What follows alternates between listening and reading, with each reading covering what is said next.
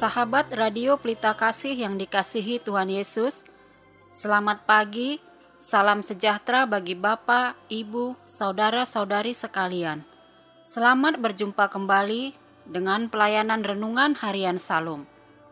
Bagi Bapak, Ibu, Saudara-saudari yang berada di rumah maupun yang dalam perjalanan menuju tempat bekerja, Tuhan Yesus memberkati kita sekalian. Saya Sintua Esther Raja Gugu Boru Lemban Gaul dengan sukacita akan melayani Bapak Ibu Saudara-saudara sekalian sebagai pelayan pendamping pembawa renungan.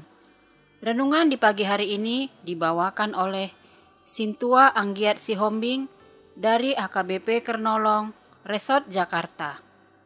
Kita awali ibadah pagi ini dengan doa yang dibawakan oleh pembawa renungan.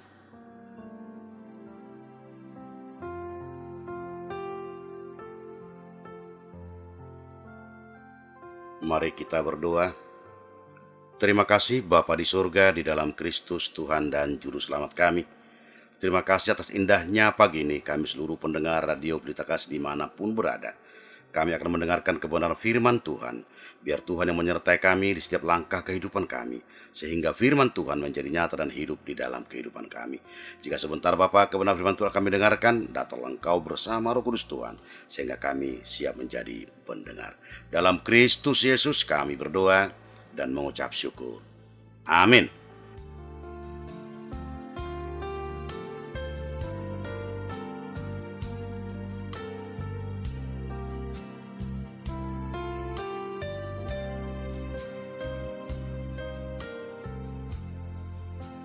Renungan bagi kita di pagi hari ini tertulis dalam kitab Matius pasal 26 ayat 6 sampai 16.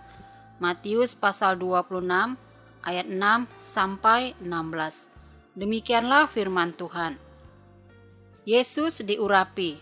Ketika Yesus berada di Betania, di rumah Simon si Kusta, datanglah seorang perempuan kepadanya membawa sebuah buli-buli pualam berisi minyak wangi yang mahal. Minyak itu dicurahkannya ke atas kepala Yesus yang sedang duduk makan. Melihat itu, murid-muridnya gusar dan berkata, "Untuk apa pemborosan ini?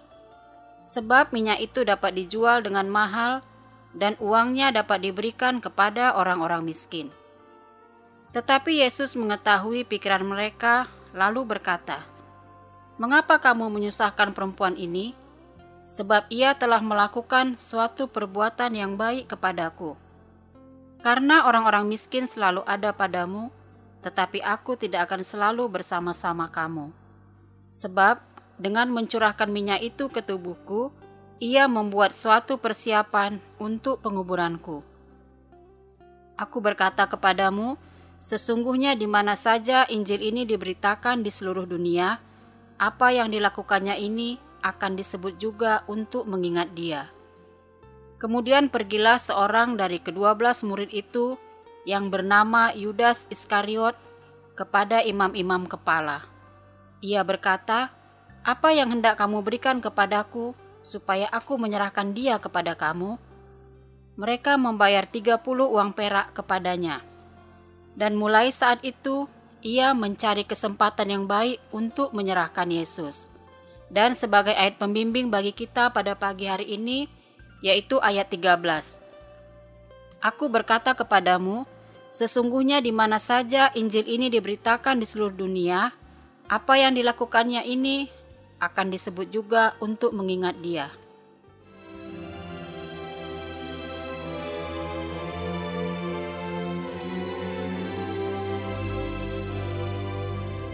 Shalom saudara-saudara pendengar Radio Pelita Kasih dimanapun kita berada. Sahabat Radio Pelita Kasih yang dikasihi Tuhan Yesus Kristus, selamat pagi. Selamat beraktivitas dimanapun pada pagi hari ini. Kiranya tetap bersuka cita dan semangat melakukan pekerjaan Tuhan dalam hidup kita masing-masing. Saudaraku yang terkasih, perikop kita di pagi yang indah ini adalah berikan yang terbaik untuk Tuhan. Setelah selesai dalam pengajarannya di Bukit Zaitun, Yesus memberitahukan kepada murid-muridnya bahwa dirinya akan ditangkap dan disalibkan. Dalam hal ini Matius kemudian mengisahkan 3 cerita menjelang kematian Yesus, antara lain: 1. Para imam kepala dan tua-tua Yahudi dengan sengaja ingin menangkap dan membunuh Yesus melalui tipu daya. Kedua, kisah Yesus di Betania yang diurapi oleh seorang wanita dengan minyak wangi yang mahal. Respon Yesus terhadap kegusaran para murid terhadap tindakan wanita yang dianggap sebagai pemborosan, justru membela perempuan itu.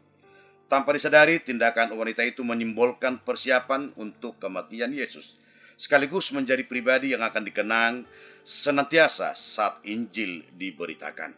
Yesus juga mengingatkan kepada muridnya bahwa orang miskin selalu ada di sekitar mereka, sedangkan dirinya tidak selamanya bersama dengan mereka. Yang ketiga, saudaraku, adalah kisah persekongkolan Yudas yang akan menjual Yesus dengan harga 30 keping uang perak kepada para imam kepala. Dengan antusias yang kuat, Yudas mencari cara untuk mengkhianati Yesus. Mungkin kita akan diperhadapkan 2 pilihan. Pertama, mengorbankan Yesus atau berkurban bagi Yesus. Setiap pilihan akan membuat kita dikenang sebagai pelawan Yesus atau pengikut Yesus. Wanita tersebut atau Maria lebih memilih berkurban bagi Yesus. Karena itu, pelayanan wanita tersebut terus-menerus dikenang agar para murid Yesus lainnya meneladani iman dan kasihnya kepada Yesus. Kita tidak hanya dipanggil untuk melayani, tetapi juga berkurban bagi Yesus melalui waktu, ide, pikiran, tenaga, dan dana. Bahkan kita rela dihina untuk manusia berdosa demi Yesus yang kita kasihi. Untuk itu, saudara yang terkasih, berikanlah yang terbaik kepada Tuhan. Tuhan telah menetapkan bahwa kisah Maria harus selalu disebut ketika Injil diberitahukan. Kepercayaan Kristen terutama merupakan pelayanan pribadi kita kepadanya.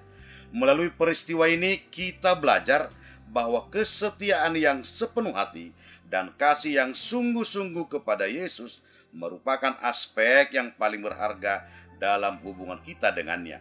Sehingga dalam kehidupan sehari-hari kita sebagai anak-anak Tuhan yang telah diselamatkan oleh darahnya, sepatutnya lah kita memberikan yang terbaik dalam pelayanan hidup kita. Apa yang kita dapat berikan yang terbaik kepada Tuhan dalam melayani Tuhan, sangatlah banyak yang dapat kita lakukan. Seperti kita menjadi garam dan terang di tengah masyarakat, seperti insan pembawa damai di komunitas kita, setia melayani Tuhan dalam segala kondisi, tanpa membedakan asal-usul, suku, dan lainnya. Karena Kristus datang untuk dunia ini, seperti Maria yang memberikan yang terbaik yang ada padanya untuk Tuhan. Maka kita sebagai orang percaya akan selalu bertanya, apakah yang sudah saya perbuat untuk Tuhan?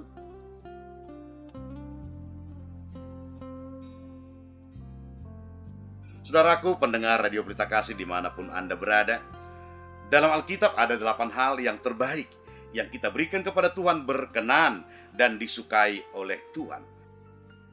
Pertama, dengan hati ucapan syukur kita memberikan yang terbaik kepada Tuhan. Yang kedua, dengan setia dan hati yang berbudi luhur kita menjalankan pelayanan yang sungguh-sungguh, berarti memberikan yang terbaik bagi Tuhan.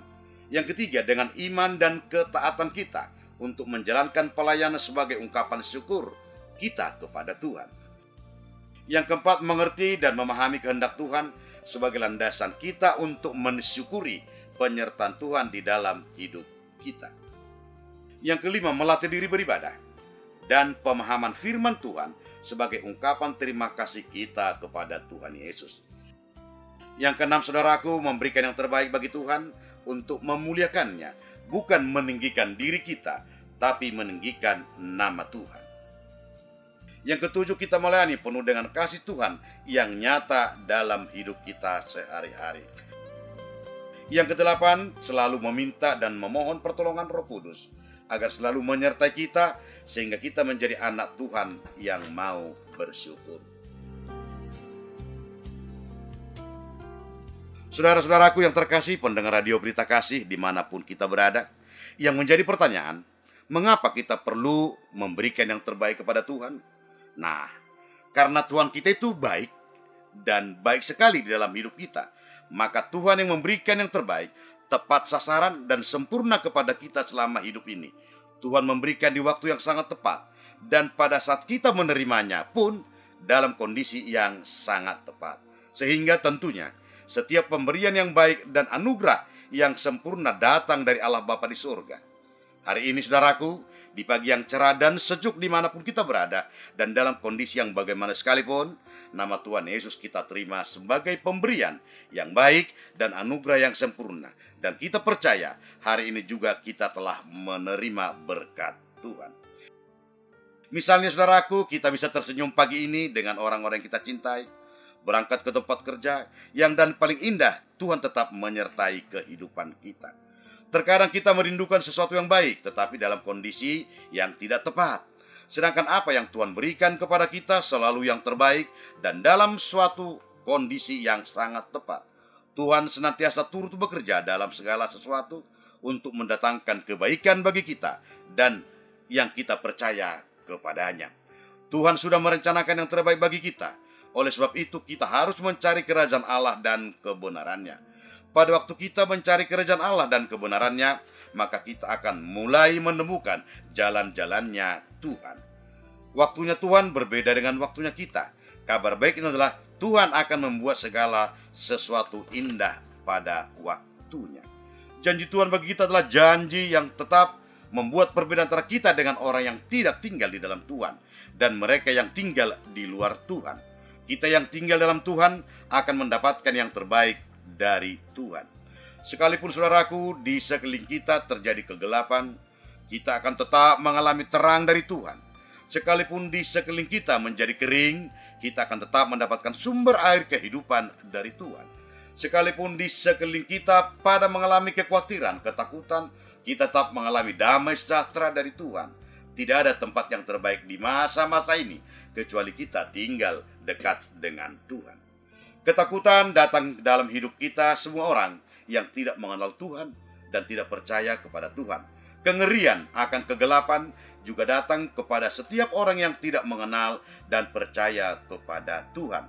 Tetapi bagi kita yang mengenal dan percaya kepada Tuhan Yesus, kita mempunyai berkat, sukacita, damai sejahtera, kesembuhan, dan semua yang terbaik dan yang sempurna yang Tuhan telah persiapkan. Tuhan rindu kita tinggal di tempat yang terbaik, tempat di mana kita akan bermultiplikasi di dalam hidup kita, tempat di mana buah-buah kebenaran roh akan keluar dari hidup kita dan jadi berkat bagi setiap orang di sekitar kita. Baiklah saudaraku, jawabannya ada di hati kita masing-masing. Tetapi tidak hanya sekedar wacana dan mengaminkan, tetapi haruslah kita buktikan dalam kehidupan kita sebagai aksi nyata. Marilah kita persembahkan hidup kita untuk Tuhan. Berbuatlah yang terbaik walaupun kita bukanlah orang yang baik. Kita beritakan Injil ke seluruh dunia. Nama Tuhan akan dipermuliakan senantiasa. Amin. Tuhan Yesus memberkati kita semua. Kita berdoa. Terima kasih Bapa yang baik. Engkau sudah memberitakan kebenaran Tuhan melalui hamba-Mu di Radio Pelita Kasih. Biarlah kami seluruh pendengar Radio Pelita Kasih dimanapun berada diberkati oleh kebenaran firman Tuhan. Kami menjadi sukacita, kami bersyukur atas penyertaan Tuhan di dalam tiap langkah detik kehidupan kami. Tempat yang baik sertai saudara kami di perjalanan, di kantor, di rumah, dimanapun mereka berada. Biarlah tangan Tuhan yang sungguh panjang memberikan sukacita kehidupan kepada semua saudara-saudara kami pendengar Radio Pelita Kasih, sehingga kami diberkati dengan kebenaran firman Tuhan. Berkati juga saudara kami, para karyawan staf yang ada di Pelita Kasih dan dimanapun kami berada. Biarlah kebenaran firman Tuhan akan tetap disiarkan dari gunung sampai ke lautan, sampai ke desa-desa pelosok, karena firman Tuhan akan diberitakan sehingga nyata Tuhan hidup di dalam kehidupan kami. Terima kasih Bapa yang baik. Berkatilah kehidupan kami pagi, siang, sore, bahkan malam nanti. Berkati juga saudara kami, orang tua kami, orang yang kami cintai dan yang mencintai kami, sehingga sukacita hidup kami menjadi berkat dan ucapan syukur kami. Dalam Kristus Yesus kami berdoa dan mengucap syukur. Amin.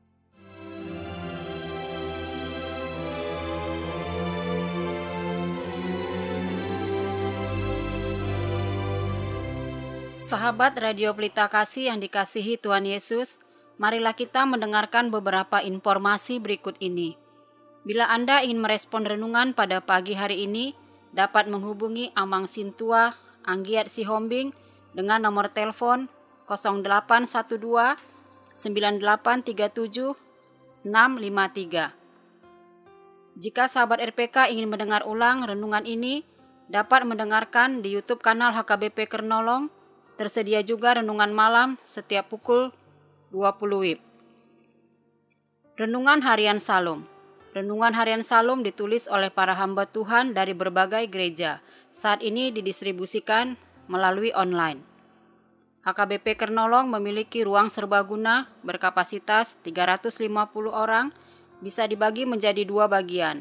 Bagi yang membutuhkan dapat menghubungi Ibu Sunurat dengan nomor telepon 0813 8614 2835.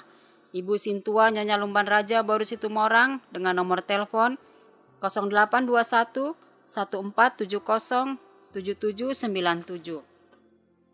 Jam ibadah dan gembala. Jam ibadah minggu dilaksanakan 5 kali, yaitu 1. Ibadah sekolah minggu pukul 7 WIB, 2. Ibadah remaja pukul 7 WIB, 3. Ibadah umum pertama pukul 7 WIB berbahasa Indonesia, 4. Ibadah umum kedua pukul 9.30 WIB berbahasa Batak, 5. Ibadah umum ketiga pukul 18 WIB berbahasa Indonesia. Digembalakan oleh Pendeta Lamsar Edi Manulang STH, Pendeta Teti Dorinda Boru Sitompul STH, Bibelfro Juliani Boru Tarihoran bersama 26 orang Sintua. Tim doa. Bagi Anda yang ingin didoakan dapat menghubungi Sintua Hotmatiur Manurung, Nyonya Tampu Bolon dengan nomor telepon 0812 908 7563. Segenap pengurus renungan Harian Salum menyampaikan salam kasih kepada seluruh pendengar setia dan pendukung acara ini, kepada jemaat Tuhan interdenominasi dan seluruh jemaat HKBP dimanapun berada. Kiranya Tuhan Yesus senantiasa memberkati kita semua. Horas.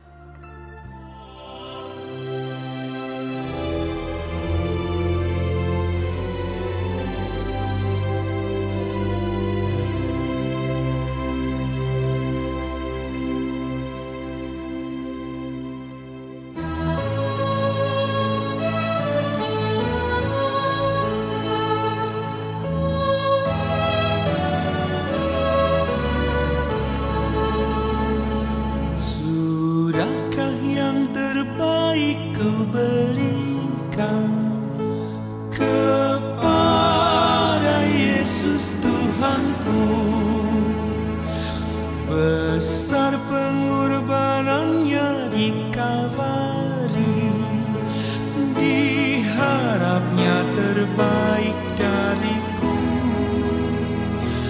Berapa yang terhilang telah ku cari, dan ku lepaskan yang terbelenggu. Sudahkah yang terbaik ku berikan kepada Yesus Tuhanku?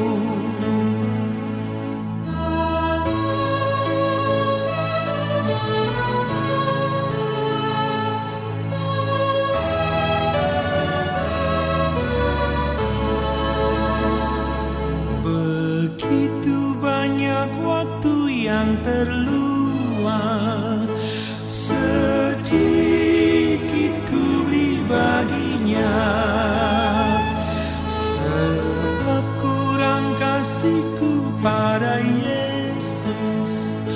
Mungkinkah hancur pula hatinya?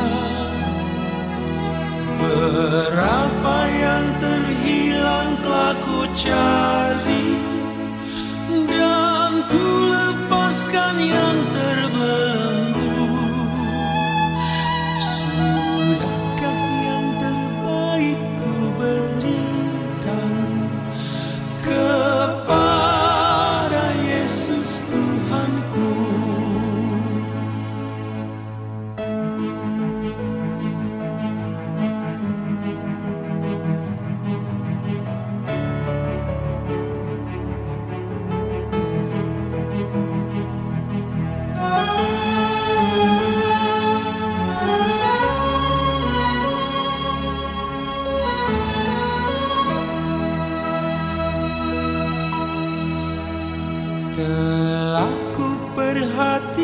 langkah sesama, atau ku biarkan tegar.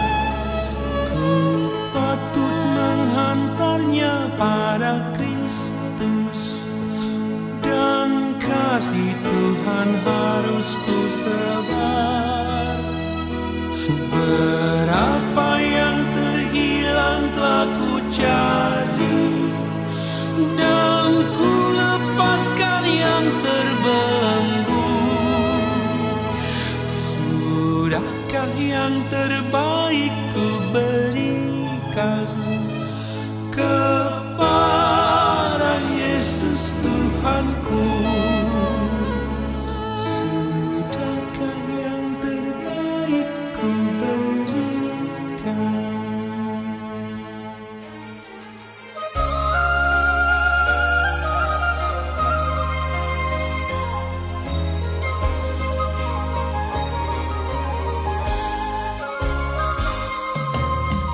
Mengatapkas di mata